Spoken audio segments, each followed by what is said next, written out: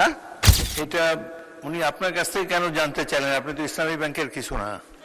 না, আমার আগের বক্তব্যে এই ব্যাপারটা ছিল, যেহেতু উনি রেফার করেছেন তাই, যে এটা একটা ভুল মেসেজ যায় আর কি। আমি লক্ষ্য করেছি এই সংসদে অনেক অনুমান নির্ভর কথাবার্তা হয়। বাবু গয়েশ্বরচন্দ্র রায় আপনাকে রেফার করার কোনো কিছুই না, আপনি ইসলামী ব্যাংকের কোনো কর্মকর্তা না, ইসলামী ব্যাংক সম্বন্ধে কোনো ধারণা নাই। ইসলামিক সিস্টেম যে ব্যাংকগুলির যথেষ্ট তিনি গুরুত্ব আরোপ করেছেন। স্বাধীন বাংলাদেশ ন্যাশনালিস্ট পার্টি, বাংলাদেশ মানে বিএনপি, যার লক্ষ্য, উদ্দেশ্য, আদর্শ ধর্মীয় মূল্যবোধ।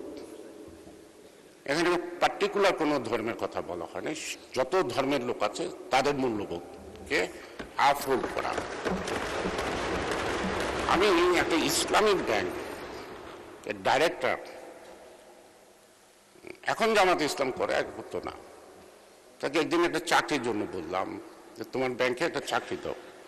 বলে দাদার নামটা পাঠিয়ে দেন। নামটা পাঠিয়ে দিয়ে বলতে, দাদা সরি, ও তো হিন্দু, এই চাকরি তো আমি দিতে পারবো না। মাননীয় স্পিকার, ব্যাংকের নামের আগে যদি ইসলাম থাকে, সেখানে যদি মুসলিম ছাড়া অন্য ধর্মের লোক বাংলাদেশের চাকরি করতে না পারে, এটা যদি কোনো আইন হয়, তাহলে সেই আমি বলতে পারে আমি হিন্দু মানুষ, আমি মসজিদে যাইতে পারবো না বা মাদ্রাসায় যাইতে পারবো না, যা উচিত হবে না আমার, ঠিক আছে। কিন্তু এটা তো ব্যাংক তো কোনো মসজিদ বা মাদ্রাসা না, যে সেখানে অন্য ধর্মের লোক। এটা কি বৈষম্য না ইনজাস্টিস? এটা কি মুসলমানের জন্য দেশ স্বাধীন হচ্ছে না? এটা সকল জাতি ধর্ম নির্বিশেষে এই ভৌগোলিক অঞ্চলে যারা জন্মগ্রহণ করছে তারা দেশ স্বাধীন করছে। আমি মাননীয় স্পিকার, আপনার মাধ্যমে এটার ব্যাখ্যা আমি চাইব, যেহেতু জানি না, আঞ্জালির রহমান পার্থ বলতে হবে এটার ব্যাখ্যাটা, এটা সত্যি কি না। যদি সত্যি হয় তাহলে ইসলামিক ইন্স্যুরেন্স, ইসলামিক ব্যাংক সব ইসলাম নাম দেয়, ইসলামিক সুইট, ওটাও আবার ওই সুইটটার দোকানের মিষ্টি কিনা খেতে পারবো কিনা সেটাও আবার জানা না। সে কারণেই মাননীয় স্পিকার, আজকে বিরোধীদের জন্য বিরোধিতা না, বিরোধীদের পাশাপাশি আমার মনে হয় পথ দেখানোর ব্যাপার। তো পথ না দেখে শুধু আমি বিরোধিতা করব, সেই বিরোধিতায় আমাদেরকে সামনে আনবেন না, সেই বিরোধিতা আমরা এগিয়ে যাব না। সে কারণেই এই বাজেটের মধ্যে দর্শন আছে, এই বাজেটের মধ্যে রাজনীতি আছে, এই বাজেটের মধ্যে রাজনীতি আছে। এই বাজেটের মধ্য দিয়ে বাংলাদেশ একটা জাতি ধর্ম নির্বিশেষে জিয়াউর রহমান একটা জাতি উপহার দিয়েছেন, সেই জাতির নাম বাংলাদেশী। জিয়াউর রহমান কিন্তু এটা ইসলামিক বাংলাদেশ ঘোষণা দেন নাই, তিনি ধর্মকে আপহোল্ড করছেন, অর্থাৎ সকল ধর্মের মূল্যবোধ। সকল ধর্মের মূল্যবোধ মানে কিন্তু একই লক্ষ্য।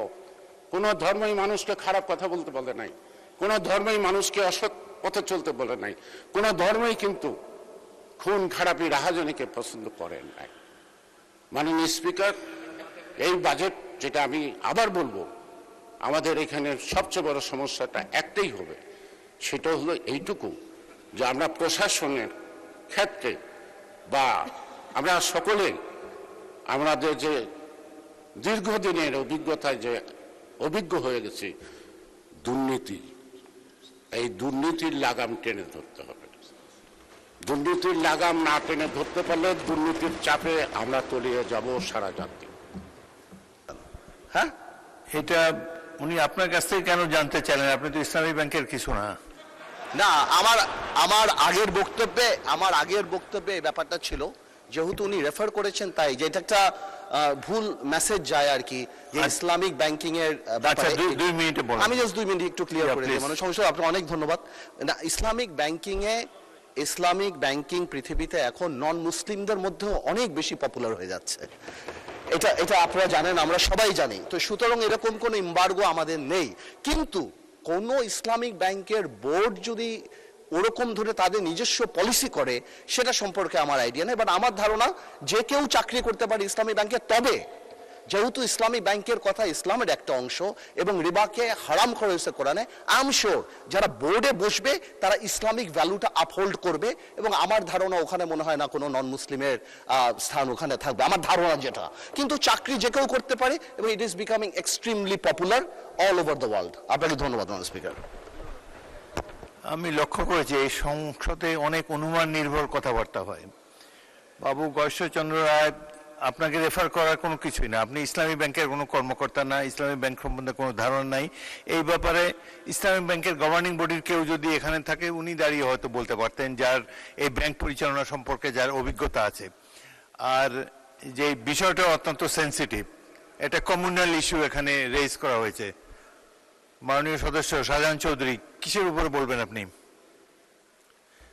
মাননীয় স্পিকার, আপনাকে অসংখ্য ধন্যবাদ। আমাদের সম্মানিত মাননীয় সংসদ সদস্য সিনিয়র লিডার গয়েশ্বরচন্দ্র রায়, ওনার সাথে আমার ব্যক্তিগত অত্যন্ত গভীর এবং মধুর সম্পর্ক। উনি আমার এলাকাতেও নির্বাচনী এলাকায় বেশ কয়েকবার গিয়েছেন এবং আমার সাথে উনি যখন 1991 সালে পয়েন্টে আসেন মাননীয় সদস্য, মাননীয় পয়েন্টে আসেন। স্পিকার, আমার কথা হলো উনি একটা রেফারেন্স দিয়েছেন যে আমাদের হিন্দু সম্প্রদায়ের একজন হিন্দুর জন্য উনি চাকরি চেয়েছেন, চাকরি দেন নাই। এটা কখন কোন অবস্থায় হয়েছে সেটার বর্ণনা নেই, কিন্তু আমি স্পষ্টভাবে বলতে চাই ইসলামী ব্যাংক জাতি ধর্ম নির্বিশেষে হিন্দু মুসলিম বৌদ্ধ খ্রিস্টান সমস্ত লোকের সংযোগ লেনদেন এবং চাকরি ওই ব্যাংকে ছিল। আপনারা খোঁজ নিলেই আমার সম্মানিত গয়েশ্বরচন্দ্র রায় বাবু, আমার নিজ এলাকা তো অনেক হিন্দু ইসলামী ব্যাংকে চাকরি করেছে। মাননীয় স্পিকার, এটাই আমার সংশোধনী। ধন্যবাদ মাননীয় স্পিকার।